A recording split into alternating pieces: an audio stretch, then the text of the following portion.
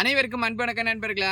பழங்களை பொறுத்த வரைக்கும் பெரிய பெரிய பழங்களா, பலாப்பழம், தர்பூசணி, இந்த வாழைப்பழம், ஆப்பிள் எல்லாமே பெரிய பெரிய பழங்களாக இருந்தால் முதிர்ச்சி அடைஞ்சால் தான் நல்ல விலை கிடைக்கின்றது தான் உண்மையாக விஷயம். ஆனால் எங்களுடைய காய்கறிகளை பொறுத்த வரைக்கும் நல்ல ஒரு தரமான காய்களை விளைவிச்சோன்னா அது விலை போகுது. இந்த காய் நீங்கள் எடுத்துட்டிங்கன்னா பிஞ்சு காய்கள் நீங்கள் பாருங்கள், நகம் இறங்குது பார்த்தீங்களா?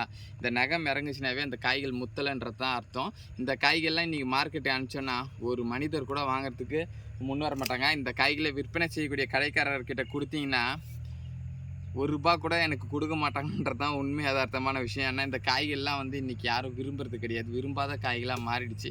ஒரு காலத்தில் இந்த சுரைக்காய் தான் விவசாயம் பண்ண ஆரம்பிக்கும் பொழுது இந்த மாதிரியான சைஸுகளில் தான் அறுவடை பண்ணோம். சுரைக்காய் நல்ல தரமான அளவுக்கு விளைச்சல் கொடுக்கும். இன்றைக்கி நாம் அறுவடை பண்ணக்கூடிய சுரைக்காய்களை நீங்கள் பாருங்களேன், இந்த இடத்துல எந்த காய்களும் கிடையாது, அந்த அளவுக்கு மாறி இருக்குது. விவசாயத்தை பொறுத்த வரைக்கும் காய்கள் இந்த பிஞ்சு விரல் சைஸில் அதை விட ஒரு 2 நாள் அறுவடை பண்ணி அனுப்பிச்சிடுறோம். அந்த அளவுக்கு விவசாயம் மாறிடுச்சு. விவசாயம் மாறிடுச்சுன்னு சொல்கிறத விட விவசாயி மழிஞ்சிடுச்சுன்னு சொன்னாக்கா ஒரு யதார்த்தமானதாக இருக்கும்.